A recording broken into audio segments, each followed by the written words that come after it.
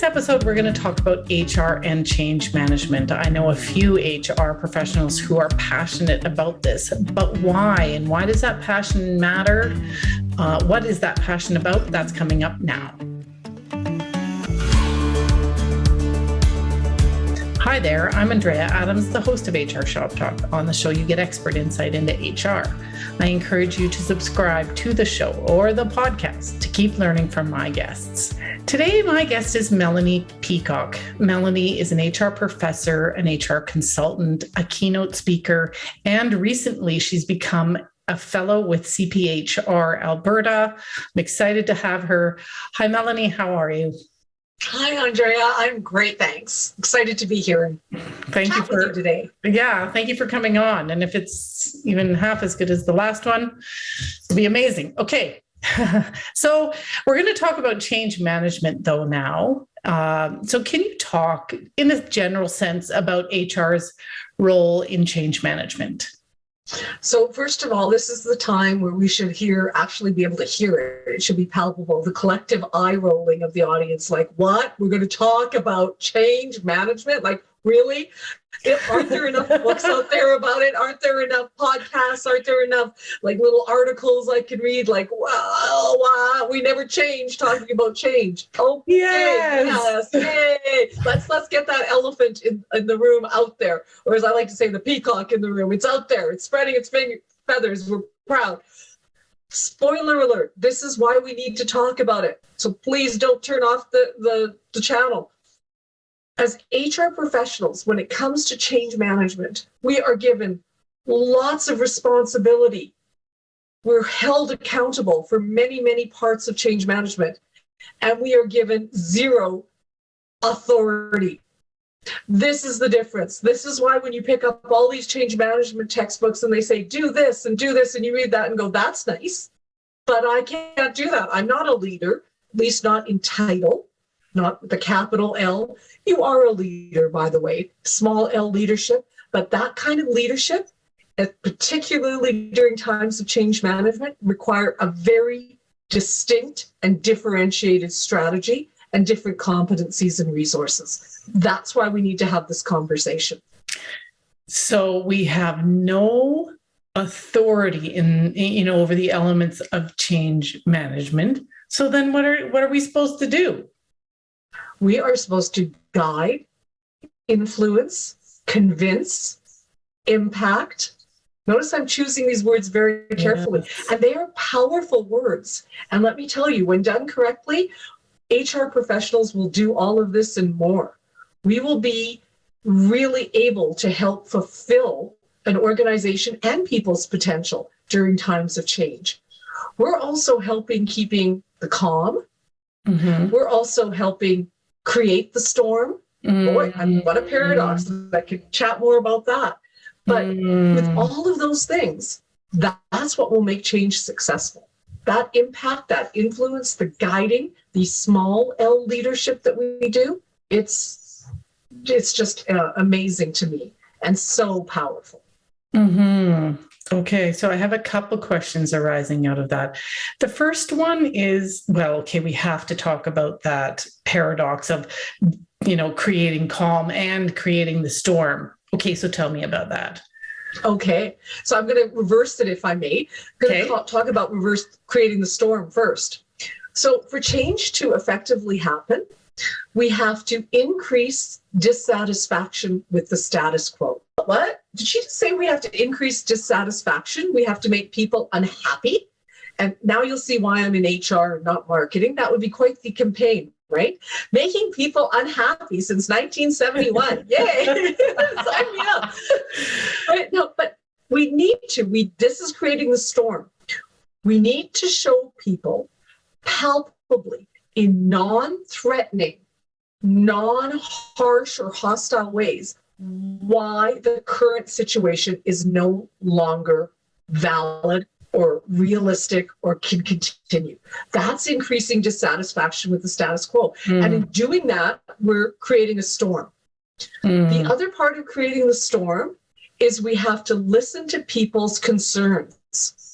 I've worked with so many people that I walk in and they'll say, this change is going great. I'm so excited. And I'll say, Wonderful. How do you know it's going great?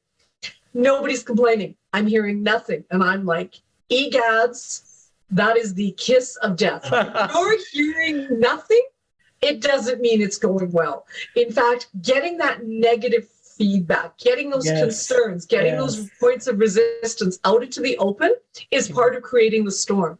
And often that will be HR's role. We're the ones that have the contacts. We're the ones who are pervasive to access with people across the organization. We have this way access, vertically and horizontally. So we'll create the storm by bringing some troubling things to the surface, which can then get resolved. Right? So that's part of creating the storm. We resolve the storm by all those things, by the appropriate communication, by making sure that people understand what's the vision for this change. You might not be the ones communicating it, but we would ask questions to those that do the communication. So we provide them with the resources. We've got them to ruminate and think and ponder. Oh, maybe I should consider that. Oh, maybe I need to tell people that. If we ask the right questions to those that are creating the vision and sharing the vision, that's where we can calm the storm. So in doing some research for this episode, I discovered, and you told me about it, that you've written a book of sorts, but you also within that wrote about practical tools to help HR manage change. Can you tell us about some of the most important tools? Thank you, Andrea. So yes, this shameless self-promotion, it's available through Business Experts Press, and it's called the HR Professional's Guide to Change Management. Right? It's actually a short little booklet. Easy read, but it walks you through practical steps to do exactly some of that, creating the storm, quelling the storm. So there is an actual formula that's been well researched and used by HR professionals during times of change. And wow, first of all, let's pause for a minute because it's so counterintuitive. Did she just say, let's use a formula to deal with people? Well, that's not very humane. That's not a good human resource professional. Since when do we have to do math? Math, not math. That's right. Well, get your abacus out. And no, the formula is exactly doing some of what I've shared with you, and I'm going to elaborate on it. One, making sure that the vision is well articulated. So you're saying, I have no authority. How do I do? Those that are sharing the vision, again, you're asking them the questions. You're giving them the tools. You're giving them the feedback in diplomatic right ways. You're finding other ways through effective change agents to make sure that that vision is shared. You're making sure that people understand why the current situation doesn't work. Back to that, increasing the dissatisfaction with the status quo, which also helps people understand the WIFMs, the what's in it for me. As an HR professional, part of that formula is making sure that as things progress, they're acknowledged. Acknowledging and celebrating the steps along the way is critical. Maintaining that change momentum, maintaining that drive forward. Now, I'm not talking about a ticker tape parade after every milestone is achieved. It can be something as simple as a conversation. It can be something as simple as posting data and sharing data. Look what we've achieved. It can be as simple as ordering a cake, but celebrating and acknowledging steps along the way is critical. All of those things, according to the formula, need to outpower or be greater than points of resistance. So here's another way that HR people add great value during times of change. We are the ones that can often best understand the points of resistance. And they tend to be for people core, personal, or intellectual. Core, I don't trust it. Personal, I don't like it. Intellectual, I don't understand it. And those can overlap and start to mesh together. But as HR professionals, we should be distancing ourselves enough while we're still ensconced in it. Talking about a paradox, we're living in those two continuums, but to understand where those points of resistance are and how we can address them and help those that are actually leading the change address them. If you found this interesting, subscribe to see all the episodes and comment. Today's question is about the storm Melanie was talking about. Have you ever been part of creating the storm in a practical and not threatening kind of way? Tell us about how you went and did that in the comment section.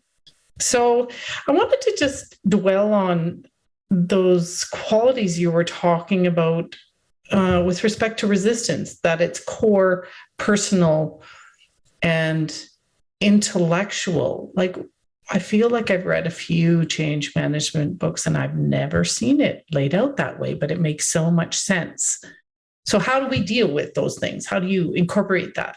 Mm-hmm. And, when we look at intellectual, personal, core points of resistance, ultimately change often comes down to people feel that they're losing something. They're losing power. They're losing expertise. They're losing connections. They're losing resources. They're losing legitimate authority. And so we have to think about those sense of loss under intellectual, personal, and core points of resistance. And then how do we negate that? And if it's not possible to negate it, how do we be honest about it and minimize it? Because sometimes there will be some loss.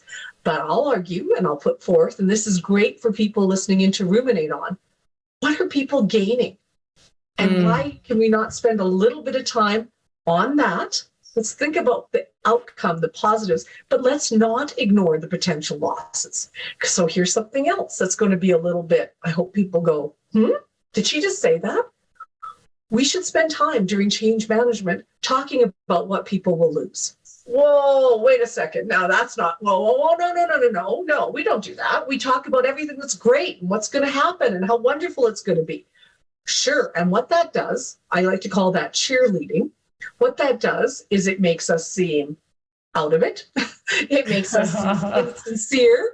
It makes us seem like we don't care about people and we only care about the output. When you balance the approach and say, look, these are potential things that could happen, and we are aware of potential concerns, and this is how we're going to do our best to minimize or mitigate them.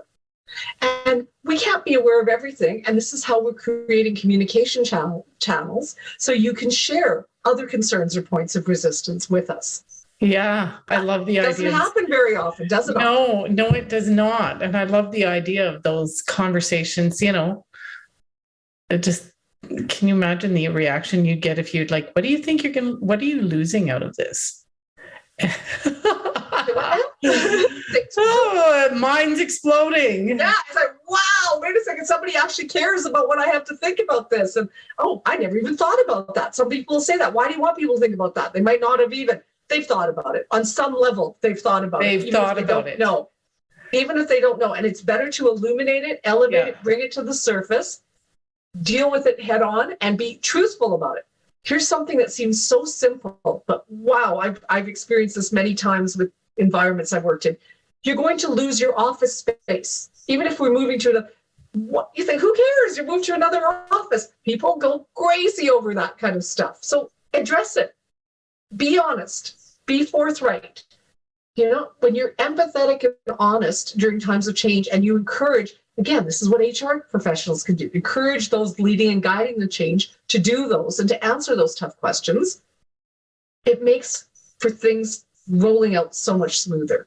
Yeah. The other thing I find that HR professionals, when you ask those that are leading and guiding change the tough questions, sometimes they don't have the answers. And I've worked in situations where the leaders can't give me the answers.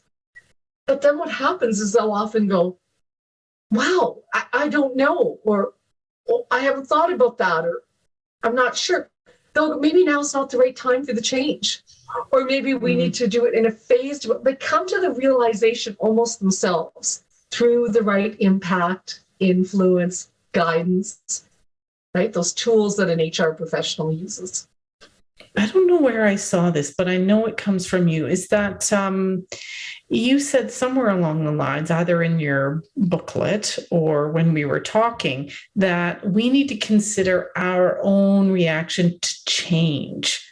Why? Like, what difference does that make? Yeah, we did have that conversation, Andrea. Yeah. And we have to think about the way we act and interact with other people in times of change. Because as HR people, while we might not have authority, we are showing people. We're role modeling. We're signaling.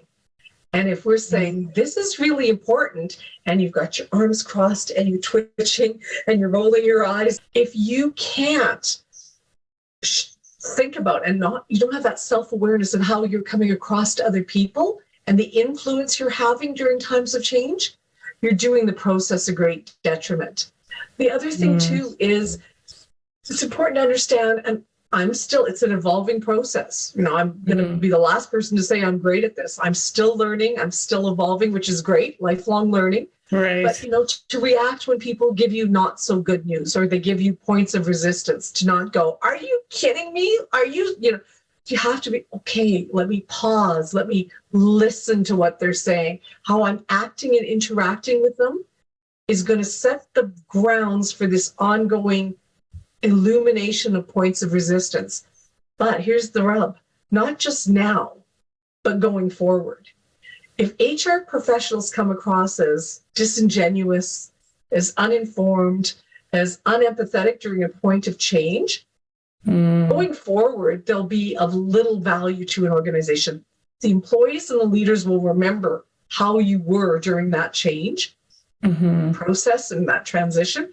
And if you couldn't be valued and respected and turned to as a great resource, that's not going to happen going forward. So, final question. If someone in HR wants to get more involved in change management, what do you recommend? You haven't even mentioned things like ProSci yet. I'm familiar with ProSci. I'm familiar with some other programs, actually. There's many good ones that you can look up and choose what works best for you. So I'm going to be a little facetious or a little tongue-in-cheek in how I answer that terrific question. How do you get involved in change management as an HR professional? You show up for work, because I'm going to say everything we do has an element of change to it as HR professionals. So think about, what skills and the influence, how are you creating the storm in non-hostile, non-dramatic ways? How are you quelling the storm? That's how we as HR professionals, you can read. Of course, I want people to read. That's why I wrote the book as a tool and a resource. I love it. And I love reading. But you pick and choose the resources that make sense for you and your organization and your HR practice, your style, so that you're genuine and authentic. And then you do it. It's one of those things that you need to practice. Change management is very cerebral, but it's very tactile. You can only think about it for so long, and then you have to do it. And I'm going to put forth that we as HR professionals are constantly involved in change management, because we're constantly bringing forth new amendments, ideas, policies, guidelines, procedures, ways of work. It's true. Exciting. It is. Some of what comes to mind for me is that, or at least in my case, I felt more often like I was quelling the storm than creating the storm. It'll be that'll be something I'll ruminate on afterward. Thanks, Melanie. Well, that was such a refreshing take on change management for HR. I did another episode with Melanie, and that episode is right here. Thanks for watching, and see you next time.